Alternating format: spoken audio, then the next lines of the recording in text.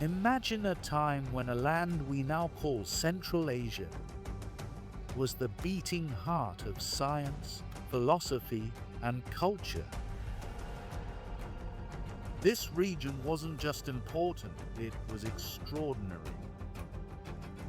Frederick Starr begins with a vivid picture of Central Asia at its peak, around 800 AD. This was an era when cities like Samarkand and Bukhara weren't just trading hubs, they were bustling intellectual centers filled with thinkers who reshaped our understanding of the world. As S. Frederick Starr tells us, Central Asia was a place where ancient Persian, Greek, Indian, and Chinese ideas collided, creating a cauldron of innovation. Picture it: scholars debating ideas, scientists making breakthroughs, and mathematicians advancing the very foundations of algebra. This was no backwater region. Central Asia was the frontier of knowledge and sophistication. Starr highlights that this enlightenment didn't just happen by chance. It was fueled by a rich diversity of languages, cultures, and religions, all interacting freely in the markets, libraries, and mosques. This cultural mix included Persian Zoroastrians, Greek scholars, Buddhists from the East, and soon enough, the influence of Islam, which brought with it new intellectual vigor. But how did this region become so influential? Starr explains it wasn't just a result of wealth, but of a desire to pursue knowledge as a virtue in itself. Central Asian rulers, like the Samanids, didn't just fund scholars, they respected them. They treated philosophers like rock stars, offering them patronage, protection, and the freedom to explore daring new ideas. So, why is this story lost? How did we forget the legacy of Central Asia's golden age? Starr ends the chapter with a tantalizing hint. The very forces that fueled this enlightenment would later play a role in its decline.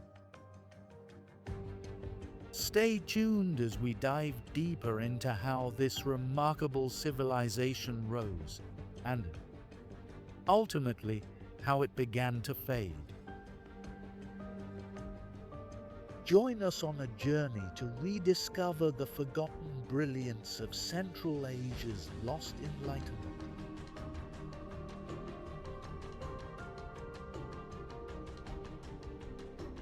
Let us journey deeper into the fascinating world of early Central Asia, to uncover how geography and environment shaped the remarkable culture that blossomed there.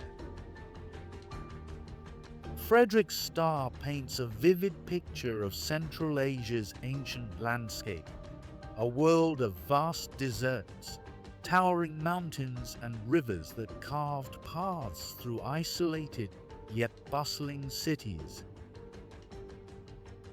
Central Asia wasn't just a place on a map, it was a crossroads, connecting Persia to China and India to the distant lands of the West.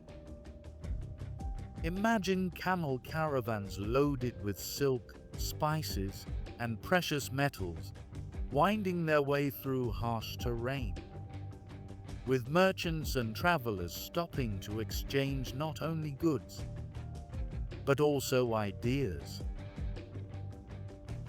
This constant movement fostered an atmosphere that was ripe for intellectual exchange. But it wasn't just the trade that transformed this region.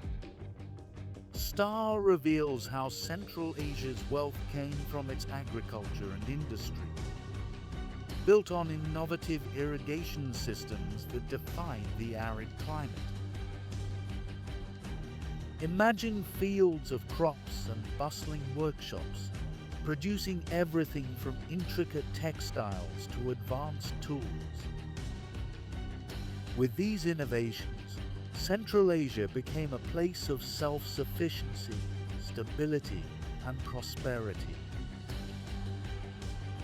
This environment of abundance laid the groundwork for something even greater: the rise of intellectual centers like Bukhara and Samarkand. Starr suggests that it was this unique blend of wealth, trade, and cultural diversity that turned Central Asia into an intellectual powerhouse. So, why was this region so open to new ideas and learning? The answer, Starr argues, lies in the culture itself. Central Asians were known for their curiosity, resilience, and respect for knowledge. This wasn't just a region rich in resources, it was a land rich in intellect. As we turn the page, we're left with a sense of awe and the understanding that Central Asia's story is one of survival, innovation, and the relentless pursuit of knowledge. So, let's keep exploring and uncover how this unique civilization reached its golden age.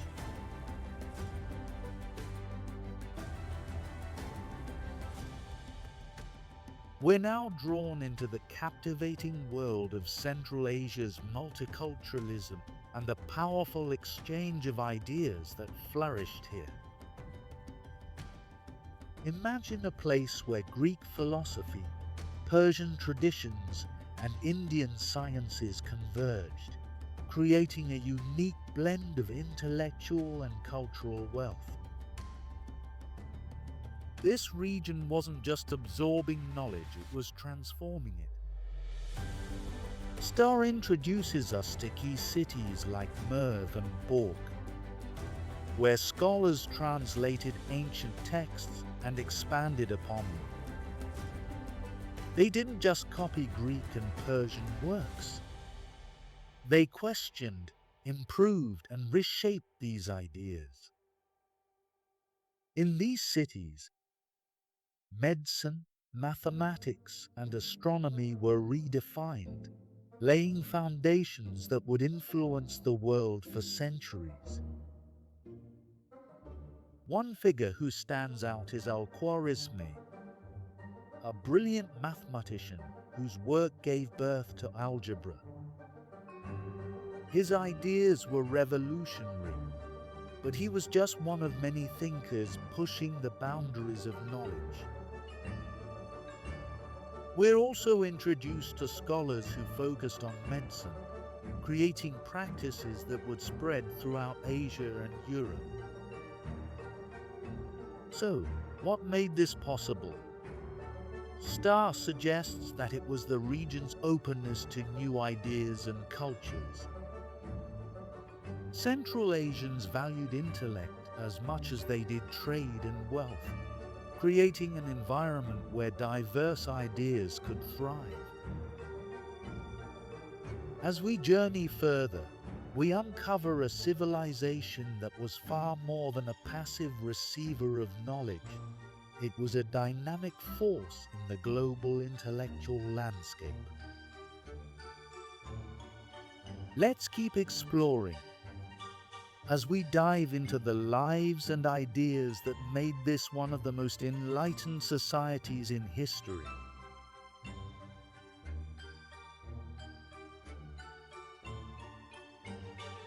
We now witness a powerful transformation. Central Asia's influence spreading far beyond its borders, not just as a place of trade, but as a driver of cultural and scientific revolution. As Starr reveals, the region became a magnet for scholars and thinkers from around the world. Here, new ideas in philosophy, medicine, and the arts thrived, and Central Asia became a beacon of learning that rivaled even Baghdad and Cairo. At the heart of this intellectual powerhouse was the madrasa system, which Starr describes as both a school and a meeting ground for the world's brightest minds.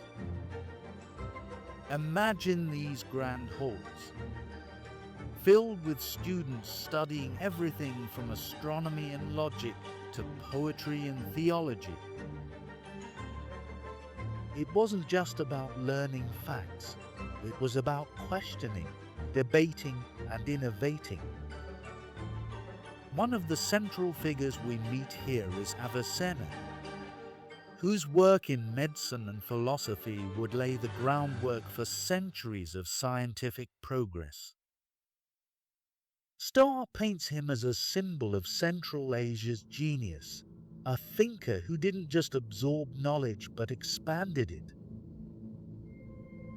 His influence spread across the Middle East and Europe, cementing Central Asia's place in the history of human thought. The spread of knowledge didn't stop with Avicenna.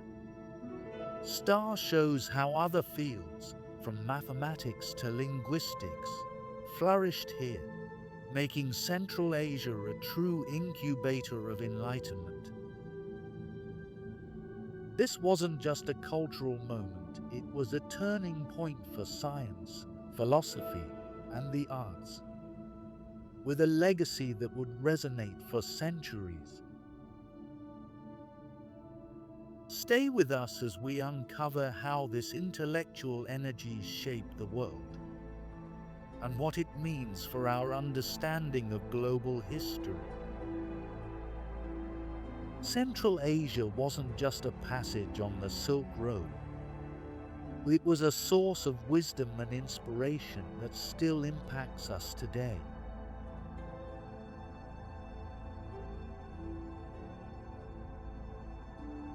As we continue our journey, Central Asia's legacy reveals another dimension, one where religion and knowledge intertwine, creating a landscape of both faith and scientific progress.